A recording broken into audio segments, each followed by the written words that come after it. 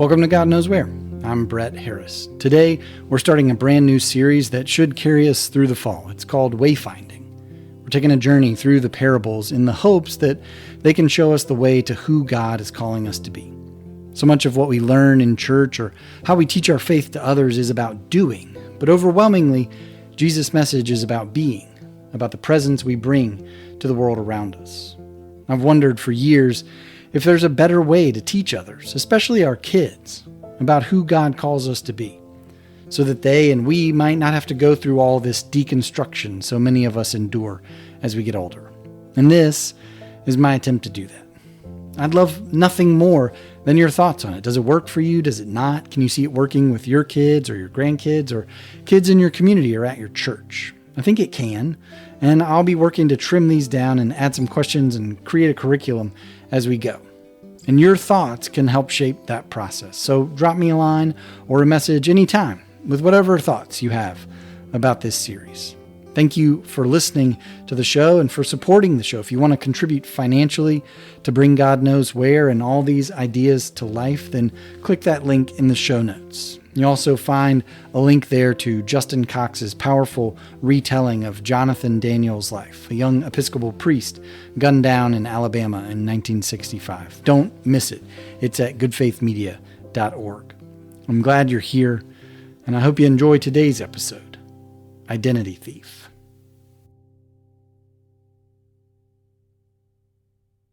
Some parables from Jesus in Matthew 13. The kingdom of heaven is like a mustard seed, which a man took and planted in his field. Though it is the smallest of all seeds, yet when it grows, it is the largest of garden plants and becomes a tree, so that birds come and perch in its branches. The kingdom of heaven is like yeast that a woman took and mixed into about 60 pounds of flour until it worked all through the dough. The kingdom of heaven is like a treasure hidden in a field. When a man found it, he hid it again, and then in his joy went and sold all he had and bought that field. Again, the kingdom of heaven is like a merchant looking for fine pearls. When he found one of great value, he went away and sold everything he had and bought it.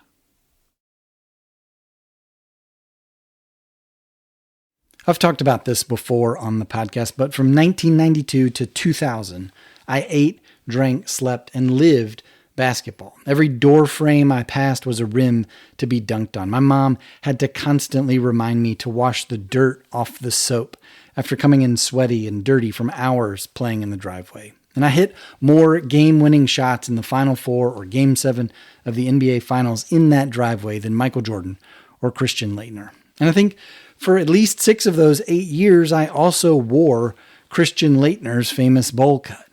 I know, it's embarrassing. And at some point in those years, a friend's dad told his son and me that if we could dunk by 8th grade, he'd take us to try out for Oak Hill Academy, a basketball star factory in Southwest Virginia about an hour from where we grew up. We never got close, but that didn't kill our dream, because every kid who grows up in North Carolina knows that Michael Jordan got cut from the basketball team in 9th grade and used that as fuel to reach his dreams. So why not us? Why not me? Well, lots of reasons, actually, not least of which was a blown-out knee in 9th grade that required 9 months of rehab and opened a door for other kids to improve and develop better than me and get more playing time. I tried to get back. I made the team again in 10th grade, but proceeded to see the writing on the wall. I practiced far more than I played, so much more that before one game, a teammate and I decided not even to put on our jerseys under our warm-ups and risk not being ready if we were called to sub in. Our numbers never got called because we offered no value to the team. And sometime near my 16th birthday in 2000, I finally accepted that basketball as a career path or a way to pay for college or even just a thing to do in high school was over.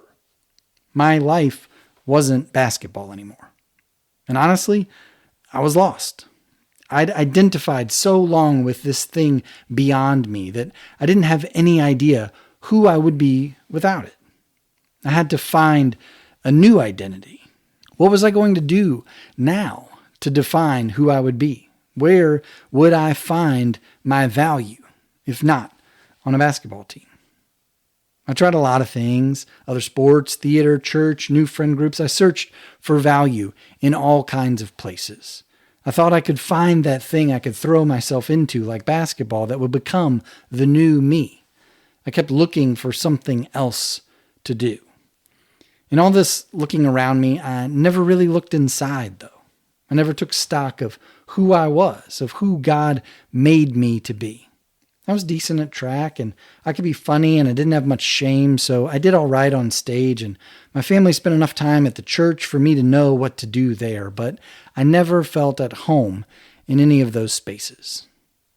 College offered a fresh start and a new chance, and so did seminary, and a move to Mississippi, and a new job, and then another one, and then I became a pastor, which had to be what God had called me to do, right?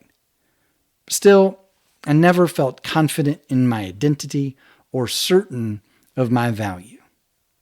And then I met Rabbi Rami Shapiro, and I read his book, The Sacred Art of Loving Kindness. I can't more highly recommend this book. And pardon the pun, but it's the genesis of this whole series. The way Shapiro looks at the attributes of God shared with Moses in Exodus 34 drove me to look to Jesus, the incarnation of God's attributes, and how he helps us learn to embody them as well. That's how I found Jesus' guide for us, hiding in these parables that he taught, waiting for us to find and follow them. In his book, Shapiro recounts a story about the name of God, Yahweh, YHWH. In Hebrew, it's just 4 letters, Yod, He, Vav, He. Of all the ways we look at and interpret this name, Rabbi Shapiro's is the most beautiful to me. He says those letters trace the shape of the human body, a reminder of that truth that we're told in Genesis, that we are created in the likeness and image of God, that God has put this divine identity and value within us.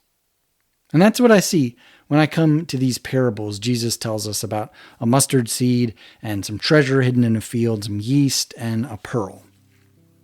So often when we come to these parables, we focus on what is produced or what is accomplished. A tiny little mustard seed produces a great tree. A pinch of yeast gives bread its shape and adds to its flavor. A field is pregnant with potential to yield a bountiful harvest. A pearl can be transformed into a beautiful piece of jewelry to be given or worn as a sign of wealth or blessing. But a seed can't produce a bush that offers so much life if it doesn't recognize its value as a seed and burrow down into the soil and set some roots. And yeast works well mixing with flour and salt and water, but not so much if we try to use it as a garnish or a seasoning for a meal. The field's value to the man was not in what he hoped to do with it, but what he found inside it.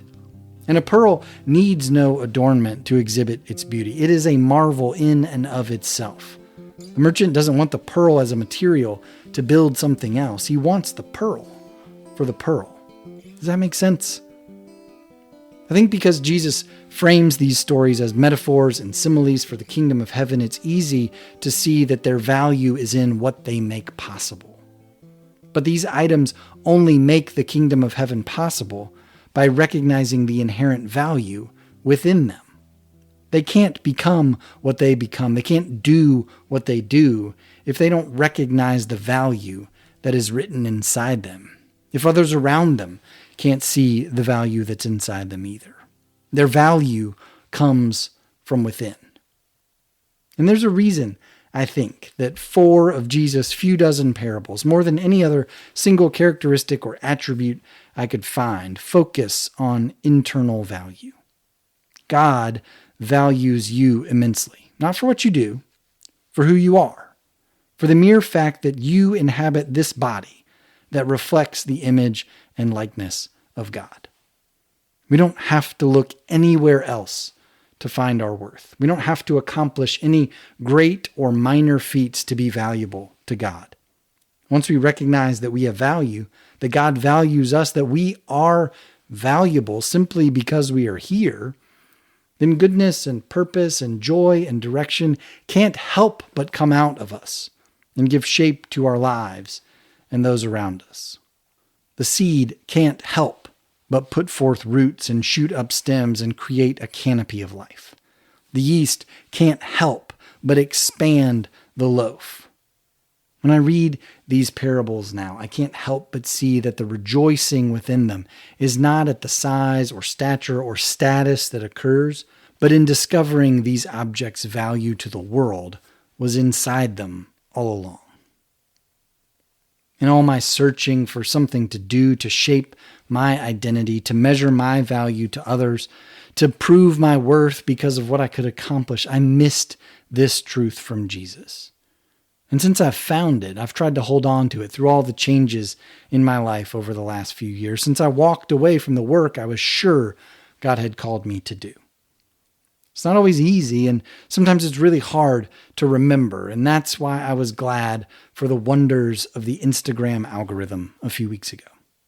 Usually, I'm flummoxed by the algorithm and how it chooses what it does to show me as I scroll, and I'm constantly reminded by how glad I am that it did not exist during that period from 1992 to 2000 when I sported that sweet bowl cut and an average dose of acne and made all sorts of dumb adolescent decisions like thinking Duke basketball was cool, for one, and others I would most certainly have filmed for the internet. But the other day, I was glad for it, because the algorithm fed me a reel from Mike Donahue.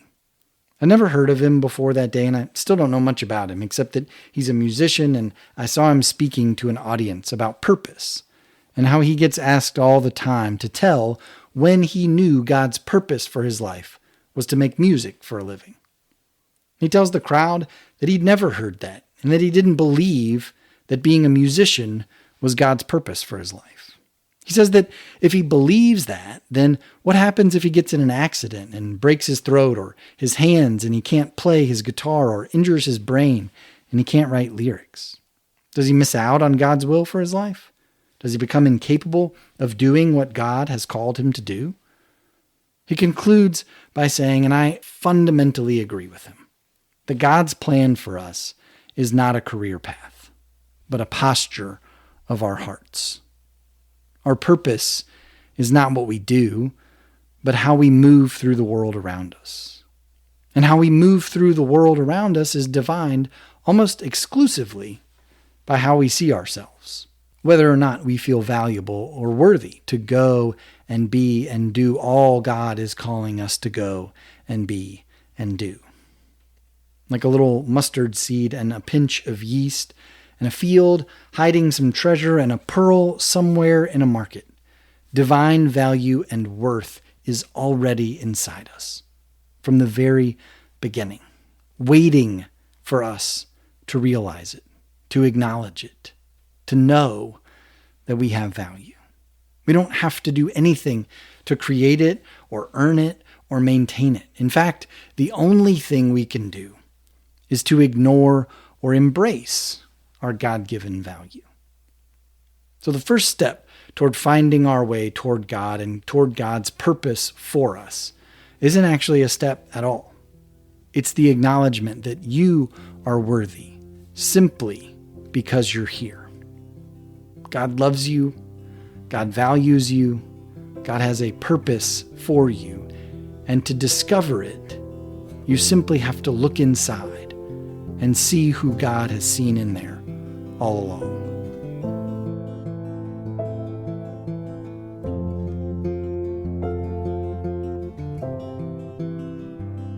God Knows Where is written, produced, and edited by me, Brett Harris, with music from Thomas Steinwinder and Michael Trest, and unwavering support from my wife, Elizabeth.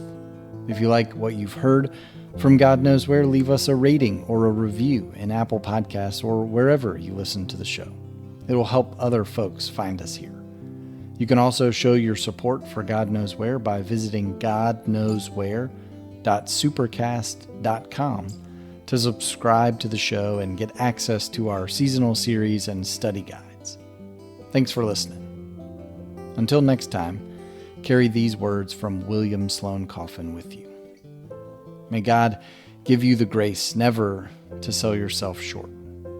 Grace to risk something big for something good. Grace to remember that the world is too dangerous for anything but truth, and too small for anything but love. So may God take your eyes and see through them, your minds and think through them, and your hearts and set them on fire.